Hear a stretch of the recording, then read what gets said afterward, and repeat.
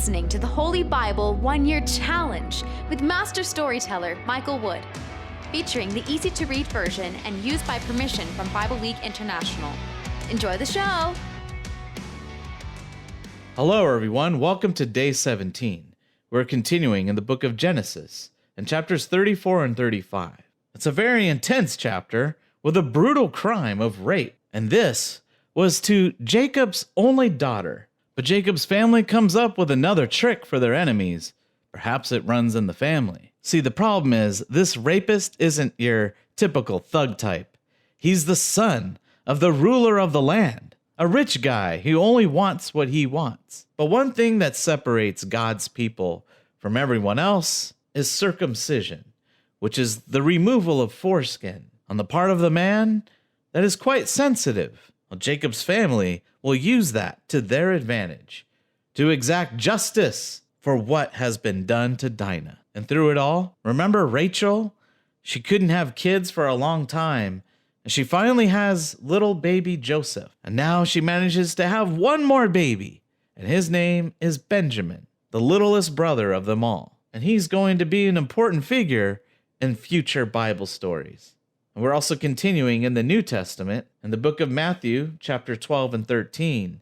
We hear Jesus go off into a boat and preach to the people. But this time he uses a story to teach them, which is sort of a new development for Jesus' followers. So they question him on why he's using stories. And basically, Jesus says, you should consider it a blessing that you can understand spiritual truths without needing a story like everyone else. You'll have to stay with us to hear more details on this.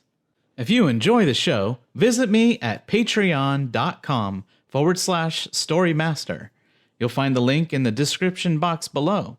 By contributing as little as $1 per month, you will enable me to continue this ministry, and you'll get cool rewards too. Together, we're going to get through the Bible in 1 year. Let's get started. Genesis chapter 34. Dinah and Shechem. One day, Dinah, the daughter of Leah and Jacob, went out to visit the women of that area. When a man named Shechem saw her, he took her and had sex with her, bringing shame on her. He was the son of Hamor, the Hivite, who ruled that area. Shechem had such deep feelings for her that he began trying to win her love with tender words. Then he told his father, "Arrange for me to have this girl. I want to marry her."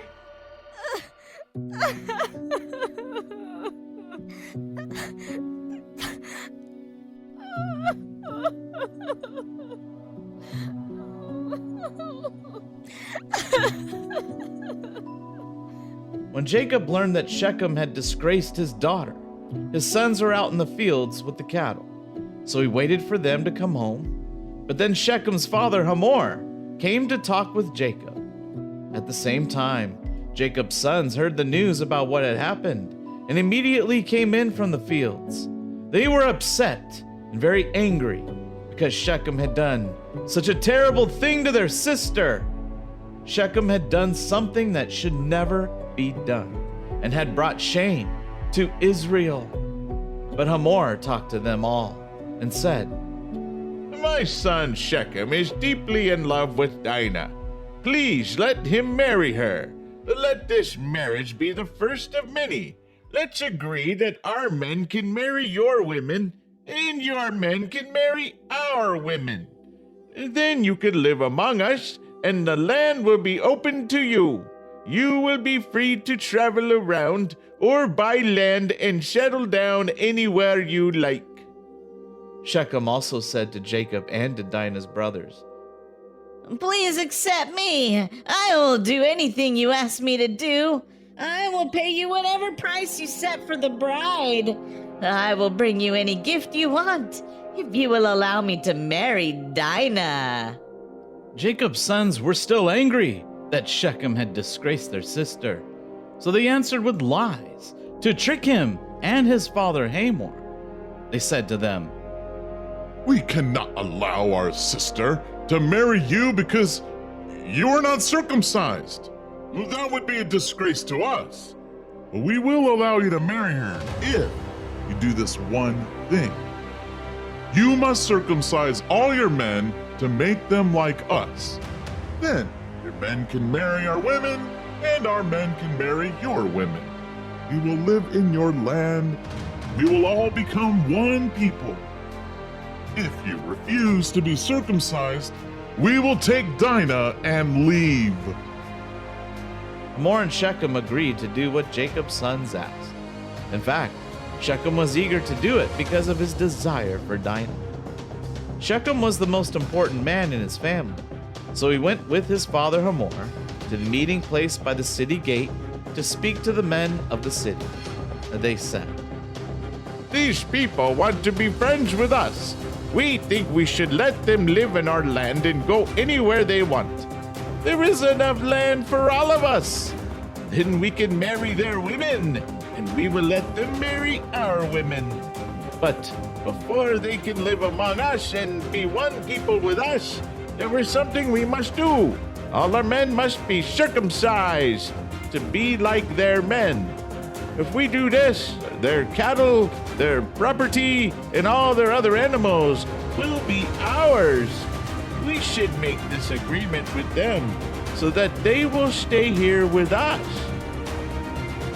all the men in the meeting at the city gate agreed with Hamor and Shechem, and every man was circumcised. 3 days later, all the men were still suffering from being circumcised. So 2 of Dinah's brothers, Simeon and Levi, sons of Jacob, took their swords and made a surprise attack on the city, killing every man there. They killed Hamor and his son Shechem and took Dinah out of Shechem's house. The sons of Jacob stripped the dead bodies and took everything in the city because of what Shechem had done to their sister. They took all their flocks, herds, donkeys, and everything else in the city and in the fields. They took everything of value the people there owned. They even took their wives, their children, and everything in their houses.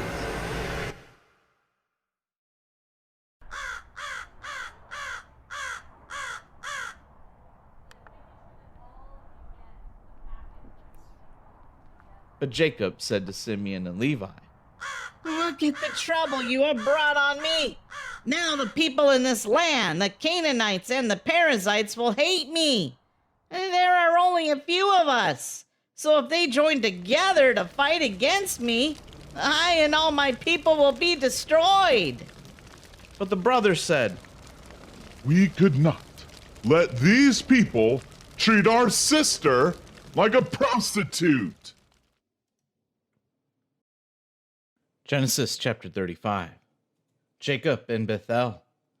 God said to Jacob, Go to the town of Bethel and settle there. Make an altar to honor me, the God who appeared to you there when you were running away from your brother Esau. So Jacob told his family and all the other people with him, "And throw out all the statues of foreign gods that you have. And then take a bath and put on clean clothes so God can accept you. We will leave here and go to Bethel.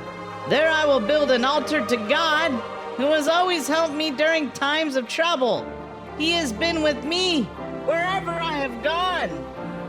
So the people gave Jacob all the images of foreign gods that they had, including the earrings they were wearing. He buried everything in the shade of the great oak tree in the town of Shechem. When Jacob and his people left that area, God protected them by making the people in the nearby cities afraid to chase after them. So Jacob and his people reached the town of Luz, which is now called Bethel, in the land of Canaan. Jacob built an altar there. He named the place El Bethel. Jacob chose this name because that is the place where God first appeared to him when he was running from his brother. Deborah, Rebekah's nurse, died there. They buried her in the shade of an oak tree south of Bethel. After that, people began calling that tree Crying Oak. Jacob's new name. When Jacob came back from Mesopotamia, God appeared to him again. God blessed Jacob with these words, Your name is Jacob, but I will change that name. Your new name will be Israel instead of Jacob. So God named him Israel. God said to him, I am God all-powerful, and I give you this blessing. You will have many children and grow into a great nation. Many nations and kings will come from you. The land I promised Abraham and Isaac, I now give to you and to all your descendants. After God left him there, Jacob set up a special stone to mark this as the place where God had spoken to him. He poured wine and oil on it to honor God. Jacob named this place Bethel because God spoke to him there. Jacob and his people left Bethel and headed for Ephrath. Before they arrived, Rachel began giving birth to her baby. But she was having difficulty with this birth and was in great pain. When her pain was at its worst, her nurse said, "Don't be afraid, Rachel. You are giving birth to another son." But Rachel died while giving birth to the son. As she was dying, she named the boy Benoni, but Jacob called him Benjamin. Rachel was buried on the road to Ephrath, now called Bethlehem. Jacob put a special stone on Rachel's grave to honor her. That stone is still there today. Then Jacob, now also known as Israel, continued his journey and camped just south of Eder Tower. He stayed there for a short time. While he was there, Reuben had sex with Israel's slave woman Bilhah. Israel heard about this, and he was very angry. The family of Jacob. These are the names of Jacob's 12 sons. His firstborn son was Reuben, whose mother was Leah. Jacob's other sons by Leah were Simeon, Levi, Judah, Issachar, and Zebulun. His sons by Rachel were Joseph and Benjamin. His sons by Bilhah, Rachel's slave woman, were Dan and Naphtali. His sons by Zilpah, Leah's slave woman, were Gad and Asher.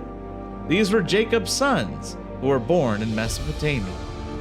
Jacob went to his father Isaac at Mamre and Kiriath Arba, now known as Hebron. This is where Abraham and Isaac had lived. Isaac was 180 years old when he died. By the time he took his last breath, he had lived a long and satisfying life. And now he joined his ancestors who had gone before him. His sons, Esau and Jacob, buried him.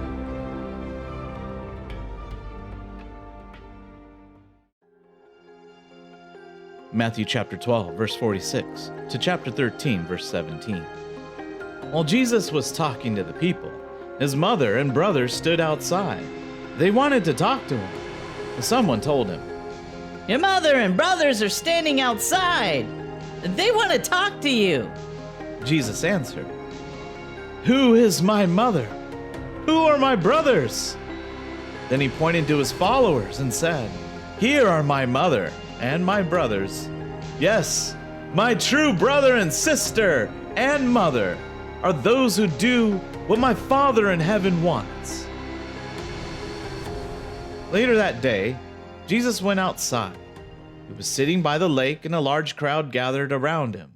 So he got into a boat and sat down. All the people stayed on the shore. Then Jesus used stories to teach them many things. He told them this story. The story about a farmer sowing seed. A farmer went out to sow seed. While he was scattering the seed, some of it fell on the path. The birds came and ate all that seed. Other seed fell on rocky ground where there was not enough soil. It grew very fast there because the soil was not deep. But when the sun rose, it burned the plants. The plants died because they did not have deep roots. Some other seed fell among thorny weeds. The weeds grew up and slowed the growth of the good plants. But some of the seed fell on good ground. There it grew and made grain. Some plants made 100 times more grain, some 60 times more, and some 30 times more. You people who hear me, listen. The followers came to Jesus and asked, "Why do you use these stories to teach the people?" Jesus answered, "God has allowed you to know the secret truths about God's kingdom. Those other people cannot know these secret truths. The people who have some understanding will be given more, and they will have even more than they need. But those who do not have much understanding will lose even the little understanding that they have. This is why I use these stories to teach the people. They see, but they don't really see. They hear, but they don't really hear or understand. So they give full meaning to what God told Isaiah to say to his people. You people will listen and listen, but you will not understand. You will look and look, but you will not really see. These people are not able to understand. Their ears are stopped up, and their eyes are closed, so they cannot see with their eyes, or hear with their ears, or understand with their minds. If they understand, they might turn to me, and I would heal them. But God has blessed you. You understand what you see with your eyes, and you understand what you hear with your ears. I can assure you, many prophets and godly people wanted to see what you now see, but they did not see it. And many prophets and godly people wanted to hear what you now hear, but they did not hear it.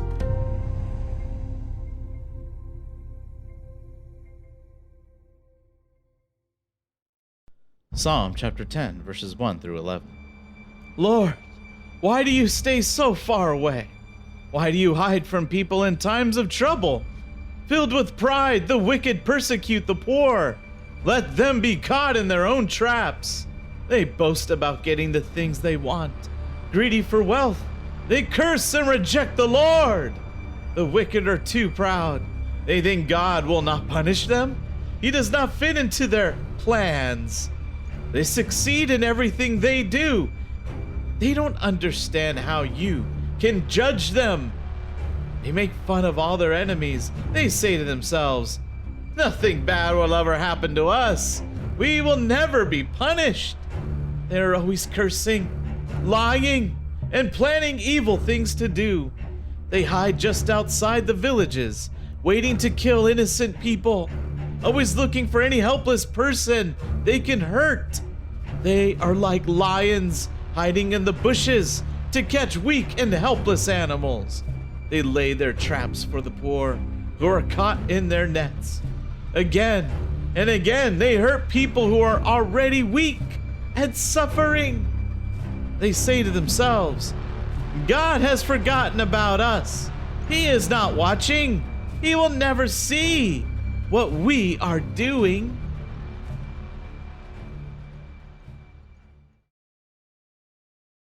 Thank you, everyone. That was day 17. Join us for day 18. We learn more about Esau's family and all their descendants. And then we begin the story of Joseph, the dreamer. And in the New Testament, Jesus explains the story you just heard about the seed and gives two more stories, one about the wheat and weeds and another about a kingdom. We hope you enjoyed today's verses. Be sure to leave us a positive review and to share this podcast with your friends and family. Please join us for the next episode as we experience the Bible in 1 year.